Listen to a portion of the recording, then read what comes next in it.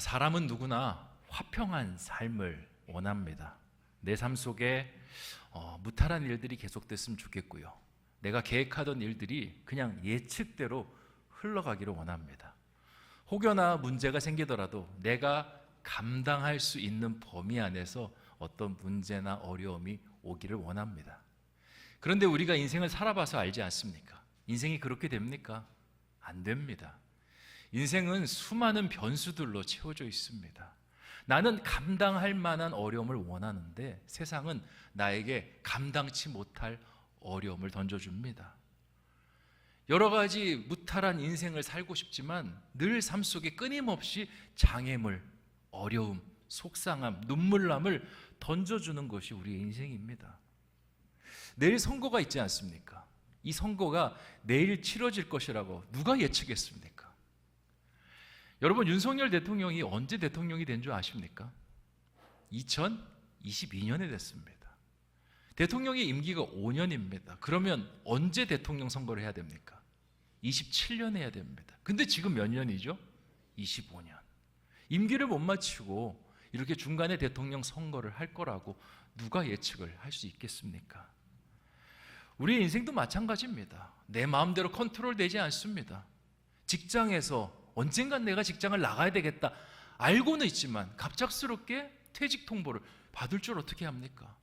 사업장이 어려워서 설마 폐업할까?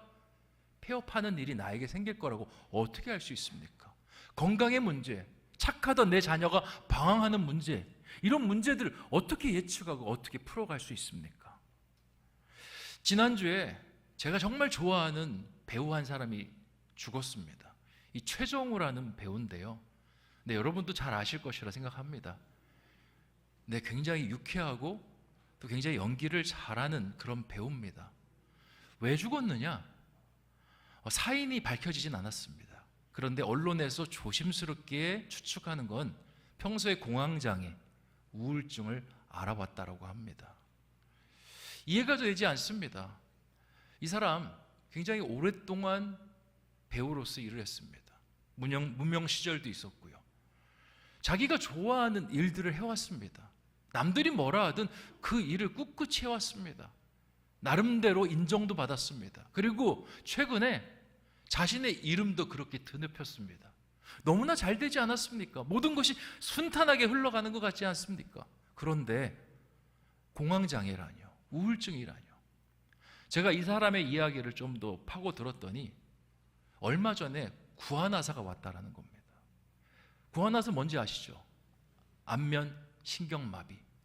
배우를 하는 사람에게 구안화사는요 치명적입니다.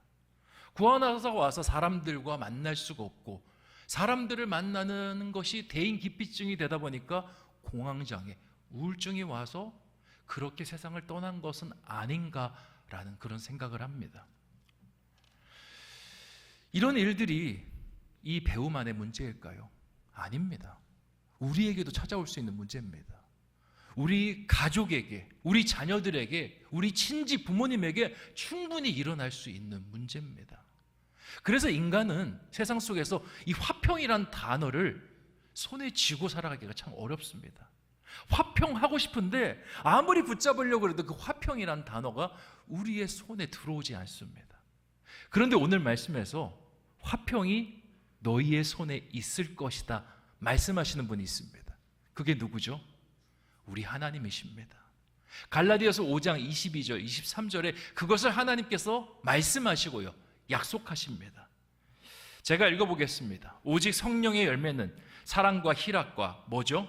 화평과 오래 참음과 자비와 양선과 충성과 온유와 절제니 이 같은 것을 금지할 법이 없느니라. 성령께서 함께 하시면 우리가 절대 질 수 없는 그 화평을 하나님께서 주신다라고 말씀하셨는데 여기다 한 가지 더 붙입니다. 금지할 법이 없느니라. 이게 무슨 말이냐? 내가 약속하는데 네가 그것을 받게 될 것이다 라고 말씀하시는 겁니다. 오늘은요 어떻게 하면 이 화평의 복을 우리가 받아 누릴 수 있는지, 성령과 연관되었을 때 어떻게 이 화평이 우리의 삶 속에 들어오고 이것이 우리의 삶을 어떻게 바꾸는지에 대해서 같이 말씀의 은혜를 나누는 저와 여러분 되시기를 주님의 이름으로 축원드립니다. 인간이 화평을 쟁취할 수 있는 방법은요, 딱 한 가지입니다. 화평의 하나님을 만나는 겁니다. 화평의 하나님과 연결이 되면 화평이 우리 것이 될 수 있습니다. 어떻게 연결할 수 있을까요? 사랑, 성령의 첫 열매 사랑, 하나님과 우리를 묶이게 하는 그것으로부터 출발하면요, 거기서 자라날 때 화평을 얻을 수 있습니다. 이런 내용들이 성경에 크게 두 구절에 기록이 되어 있는데요, 먼저 사사기 6장 24절 말씀 같이 한번 읽어보도록 하겠습니다. 시작. 기드온이 거기서 여호와를 위하여 제단을 쌓고 그것을 여호와 샬롬이라 하였더라. 그것이 오늘까지 아비에셀 사람에게 속한 오브라에 있더라. 아멘. 자, 구역에는요 다양한 하나님의 이름들이 있습니다. 여호와 라파, 여호와는 치료자다. 여호와 니시, 승리의 깃발이시다. 여러 이름들이 있습니다. 왜 이런 이름들이 있냐? 하나님이 누군지 정확하게 그 어떤 서술적인 설명이 없기 때문에 그렇습니다. 내 인생 속에서 나를 치료해 주시면 여호와 라파, 나를 이기게 해주시면 여호와 니시, 이렇게 고백하는 겁니다. 오늘 말씀에서 기드온은요 하나님을 만났는데 어떤 하나님? 여호와 샬롬, 평강의 하나님을 만났다라고 그렇게 고백하고 있습니다. 왜 기드온에게 평강의 하나님일까? 기드온은요 인생 속에 평안이 없는 삶을 살았습니다.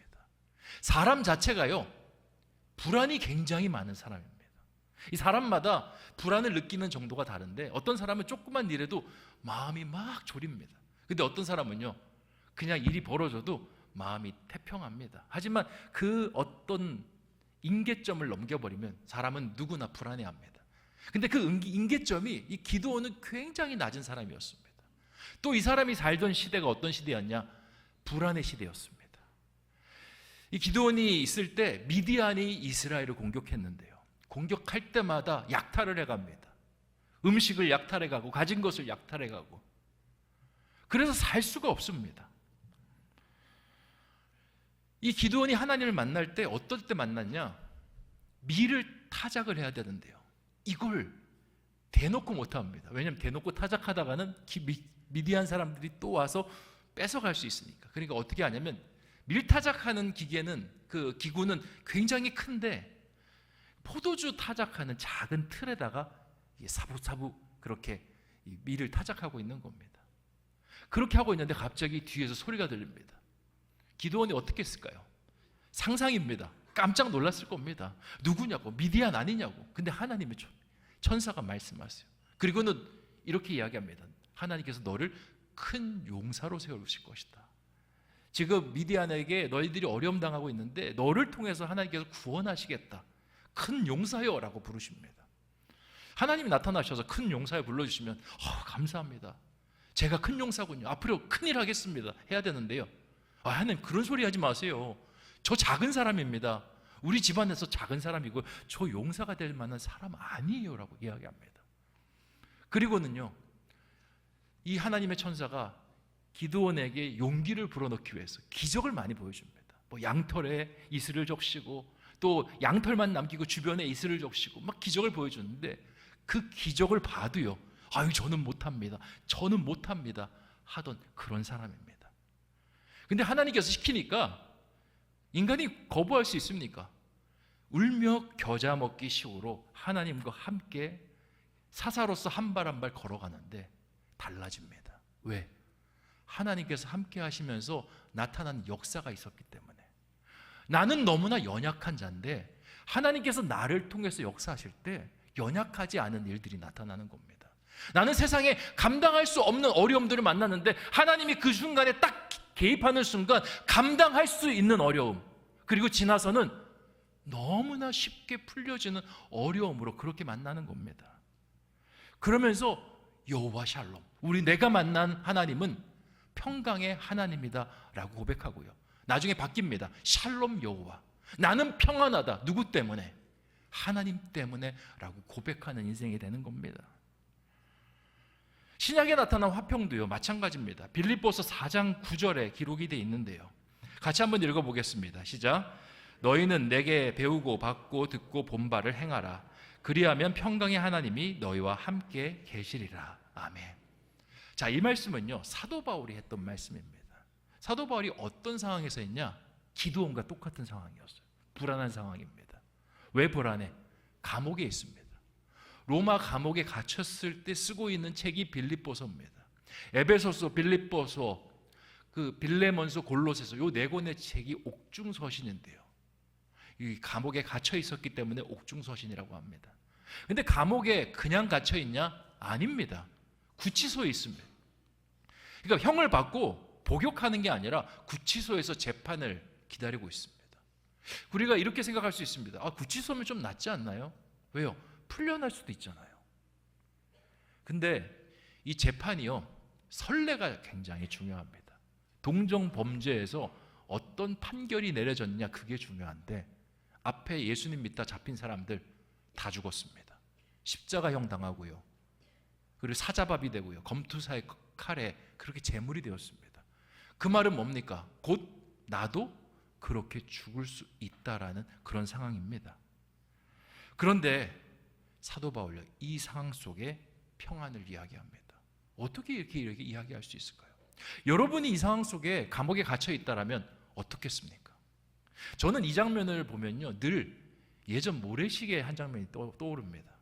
모래시계의 최민식 배우가 굉장히 싸움도 잘하고 남자 중에 남자이지 않습니까? 근데 마지막에 선고를 당하고 이제 친구와 같이 사형장으로 끌려가는데 유명한 대사를 하지 않습니까? 뭔지 아십니까? 나 떨고 있냐? 네. 떨고 있죠.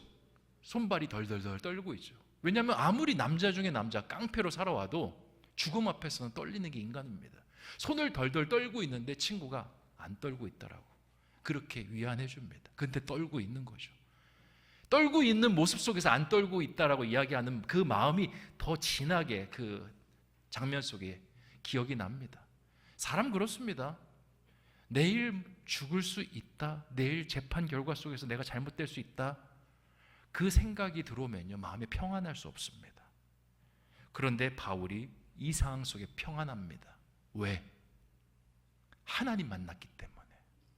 하나님 만나니까 하나님의 속성 속에 평안이 있고, 그 평안이 나의 마음속에도 와서 나를 지킬 것이라는 믿음이 있기 때문에 평안할 수 있는 겁니다.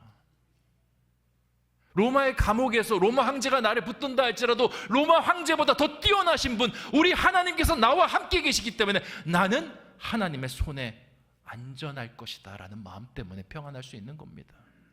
사도 바울은요, 이미 감옥에 갇힌 적이 있습니다. 사도행전에서 빌립보 감옥에 바울과 실라가 갇혔습니다. 그때 어떻게 했습니까? 하나님께서 지진을 일으켜서 옥문을 여시고요, 나오게 하셨습니다. 바울 안 나왔습니다. 안 나왔지만 하나님께서 그 다음날 풀려나게 하시고 오히려 간수가 회개해서 하나님을 만나도록 일으켰습니다. 이런 경험이 있고요, 그리고 인생 속에서 하나님께서 주신 사명이 끝나지 않았습니다. 그러니까 이런 생각하는 겁니다. 하나님의 사명이 있고 사명이 끝나지 않은 나를 하나님께서 거두어 가실까? 내가 이 땅 가운데 있는 건 나를 위해서 있는 것이 아니라 하나님께서 사명을 이루라고 있게 하셨는데 사명이 끝날 때까지 나를 지키실 것이다, 그 마음으로 나가기 때문에 두려움이 없는 겁니다.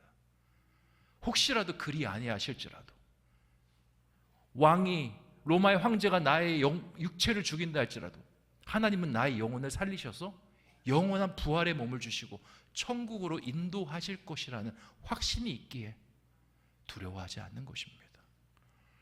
기드온과 바울의 공통점이 있습니다. 하나님이 내 삶 속에 붙으면요, 화평할 수 있습니다.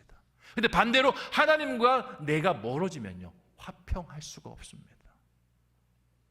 그러니까 우리가 성령 안에서 하나님과 관계를 잘 맺고 신앙생활하면 화평이 주어지는 겁니다. 삶이 평안으로 채워져서, 좋은 일로만 채워져서 화평이 아니라 내가 하나님과 함께 있기 때문에 어려움 속에서도 하나님이 함께 계실 것이라는 마음, 그리고 기쁜 일 속에서도 하나님께서 내가 탈선하지 않을 수 있도록 지켜주신다는 마음 속에 화평이 있는 겁니다. 저는 평안을 이야기할 때마다 떠오르는 찬송가 한 곡이 있습니다. 찬송가 413장 내 평생에 가는 길이라는 찬송입니다. 우리 1절만 한번 같이 불러볼까요?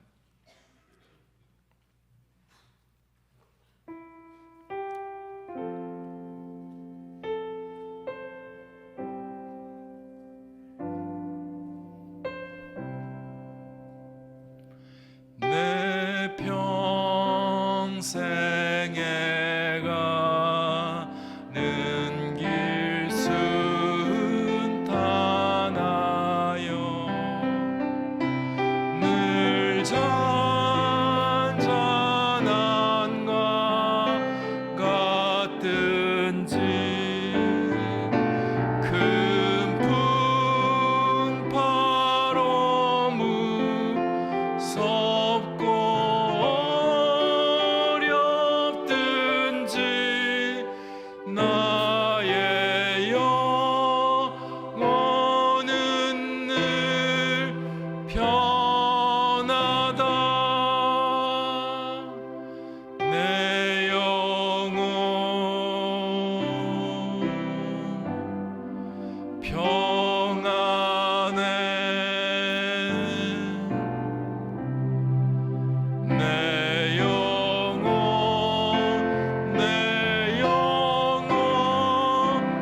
평안해. 아멘. 이 찬송가를 지은 사람이 호레이쇼 스페포드라는 사람입니다. 이 사람은요, 유명한 변호사이자 이제 신실한 크리스찬입니다. 근데 이 사람은 이 평안에 대한 찬양을 지었지만 인생이 그리 평안하지 않았습니다. 처음에는요, 평안한 것처럼 보였습니다. 시카고에 성공한 법률 회사 사장이 되었고요, 시카고 의과대학의 법률 자문 교수가 되었습니다. 이 40도 안 된 나이에 이런 자리에 오르면서 승승장구합니다. 돈 많이 벌었습니다. 그리고 돈을 벌어서 시카고가 막 성장하니까 여러 부동산을 사서 부동산 부자가 됐습니다. 근데요, 절대 흔들리지 않을 거라고 생각했던 그 부동자산에 문제가 생깁니다. 시카고에 큰 화재가 나는데 그 화재 때문에 재산 대부분을 잃습니다. 그리고 그 화재 이후에 얼마 안 있다가 자신의 큰아들을 잃게 됩니다. 악재가 2번 겹쳤습니다. 감당할 만한 일들이 아닙니다. 그러자 이 사람 마음속에 병이 듭니다. 우울증. 2, 3년 있다가 너무 극심해서 병원을 찾았더니 의사가 이대로 있으면 죽는다라고 이야기합니다. 그래서 마음을 전환할 수 있는 그런 방법들을 찾으라고 이야기합니다. 휴가를 떠나는 것도 좋다라고 이야기합니다. 그래서 가족들과 이야기하면서 휴가를 떠날 생각을 합니다. 이 사람이 이 무디 목사님 교회의 회계 집사님이었거든요. 그래서 무디 집사님이 런던에서 집회를 한다고 해서 가족들과 런던을 가기로 합니다. 이때 자신과 자신의 아들, 자신의 아내, 4딸이 있었습니다. 배를 끊습니다. 그리고 가려고 하는데 갑자기 회사에서 연락이 와서 처리해야 될 일이 있다고 합니다. 어쩔 수 없이 아내와 4딸만 먼저 보내고 자기는 일을 처리하고 뒤따라가기로 합니다.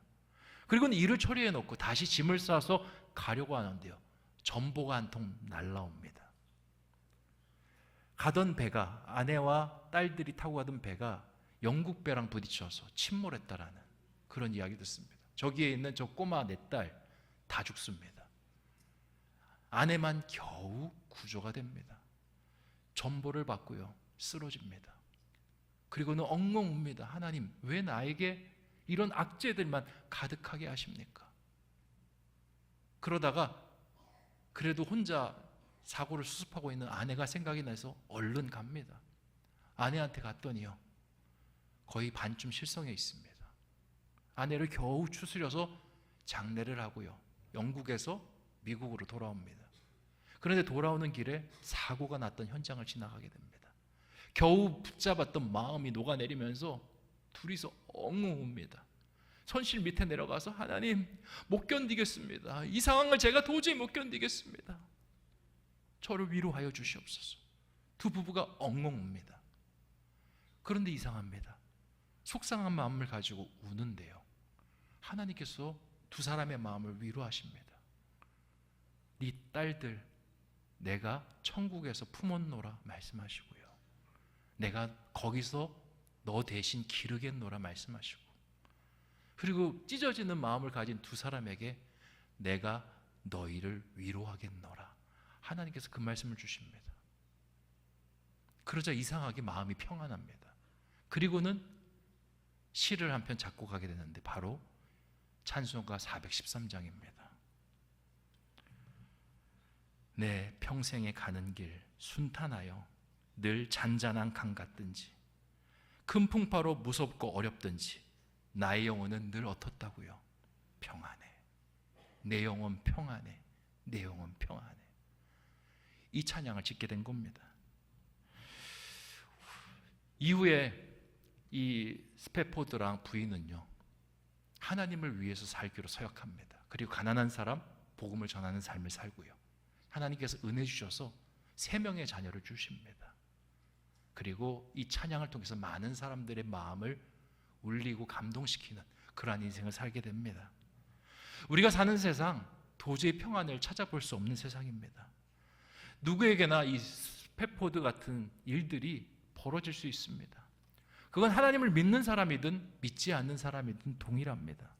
그런데요, 하나님 믿는 사람은 그 어려움을 대하는 방식이 다릅니다. 평안의 하나님을 찾습니다. 하나님 안에서 평안을 얻습니다.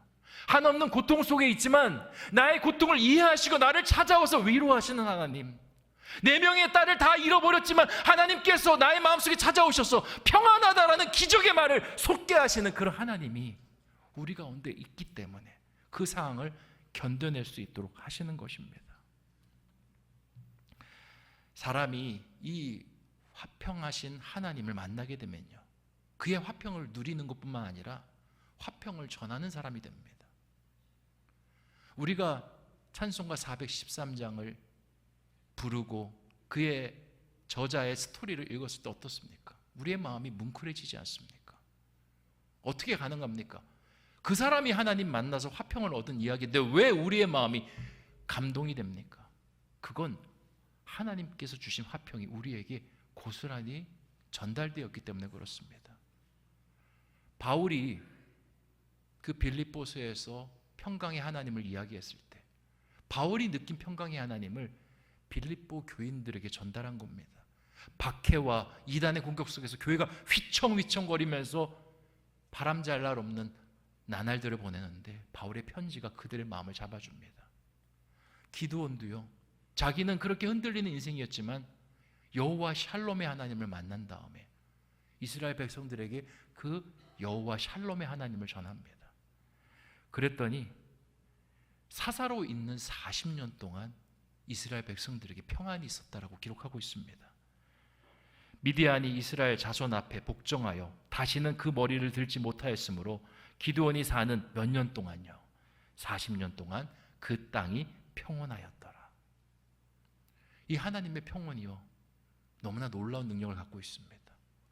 나에게 주실 뿐만 아니라 나를 통해서 주변으로 흘러가게 하십니다. 화평이 왜 이런 식으로 형성이 될까? 이거 하나님 모습 속에 있습니다. 정답이, 하나님은요, 성령을 내보내실 때 2방향으로 내보내십니다. 성부 하나님께서 성령을 내보내시기도 하시고요, 성자 예수님이 성령을 내보내시기도 하십니다. 이 삼위일체 용어로 발출이라고 하는데, 이 발출을 하실 수 있는 존재는 성부와 성자 2분이십니다. 그리고 그렇게 나와서 역사하실 때 발현이라고 하는데 그 2분으로 통해서 발현이 됩니다. 근데 성향이 다릅니다. 어떻게 다르냐? 성부로부터 나오면요, 우리의 개인의 심령 속에 위로를 전합니다. 평안을 전합니다. 내가 힘들고 어렵지만 하나님 함께 계시다는 믿음으로 솟아오르도록 합니다. 그럼 성자로 통해서 우리에게 오시는 평안은 어떻게 하냐? 관계를 회복하십니다. 하나님과 우리의 관계뿐만 아니라 사람과 사람의 관계를요. 이게 성경에 여러 곳에 기록이 되어 있습니다. 누가복음 2장 14절 말씀 같이 한번 읽어보겠습니다. 시작. 지극히 높은 곳에서는 하나님께 영광이요 땅에서는 하나님이 기뻐하신 사람들 중에 평화로다 하니라. 아멘. 이게 예수님께서 이 땅 가운데 오셨을 때 천사가 노래했던 낱말입니다. 예수님께서 이 땅 가운데 오셨을 때 하나님께 영광이 되고 사람들에게 뭐가 된다고 합니까? 평화, 화평이 된다라고 이야기합니다. 그러니까 평화를 전하기 위해서 오셨다라는 거죠. 에베소서 2장 13절 14절에는 이렇게 이야기합니다. 이제는 전에 멀리 있던 너희가 그리스도 예수 안에서 그리스도의 피로 가까워졌느니라. 그는 우리의 화평이신지라. 돌로 하나를 만드사 중간에 막힌 담을 허시고. 주님께서 우리 가운데 오시면서 막힌 담을 허십니다. 하나님과 우리의 막힌 담을 허시고요. 그리고 우리와 우리 사이에 막힌 담을 허십니다. 자, 이게 굉장히 중요한데요. 왜 중요하느냐? 우리의 삶 속에 평안이 없는 게 내 개인적인 불행의 이유일 수도 있습니다. 내가 갑자기 사고를 당하거나 내가 갑자기 불운한 일을 당할 수도 있습니다. 근데 그런 경우도 있지만 또 다른 경우가 있습니다. 사회에서 누군가가 만들어낸 악을 통해서 내 삶 속에 불행이 찾아오기도 합니다. 예를 들어 볼까요? 음주운전 한 차에 가족이 치입니다. 그거는 사람이 잘못한 거죠. 건설을 하는데 제대로 된 자재와 감리 감독을 해야 됩니다. 근데 제대로 하지 않았죠. 건물이 무너집니다. 거기서 죽은 사람들은 어떻게 죽은 겁니까? 단순한 사고일까요? 창세기를 보면요, 에덴 동산에 나온 다음에 제일 먼저 사고가 터집니다. 어떤 사고? 사람이 사람을 죽이는 사고. 그것도 가족 간에 상잔 비극이 일어났습니다. 하나님과 하나님, 사람과 사람 사이에 화평이 깨어졌기 때문에 나타나는 일입니다. 하나님께서 예수 그리스도 통해서 이걸 회복하십니다. 그러면요, 사람과 사람 사이에 화평이 회복됩니다. 예를 들어 볼까요? 우리가 어려운 일 당합니다. 교회에서. 교회 생활하다가 밖에서 어려움이 당하고 교회 안에서 어려움을 가지고 아파합니다. 그때 위로가 전해집니다. 목사님의 말씀을 통해서 위로가 전해지기도 하고, 말씀을 읽으면서 위로가 전해지기도 하지만 또 다른 방법으로 위로가 전해집니다. 같이 신앙생활하는 성도님들을 통해서 위로가 전해집니다. 전화가 옵니다. 장로님입니다. 권사님입니다. 안수집사님입니다. 집사님입니다. 괜찮아? 그 사고 났는데 괜찮아? 넘어졌다는데 괜찮아? 아들이 갑작스럽게 일이 있다면서 괜찮아? 안 괜찮아요. 너무 속상해요. 내가 기도하고 있어. 우리가 같이 중보하고 있어. 부르짖고 있어. 힘내. 할 수 있어. 이겨낼 수 있어.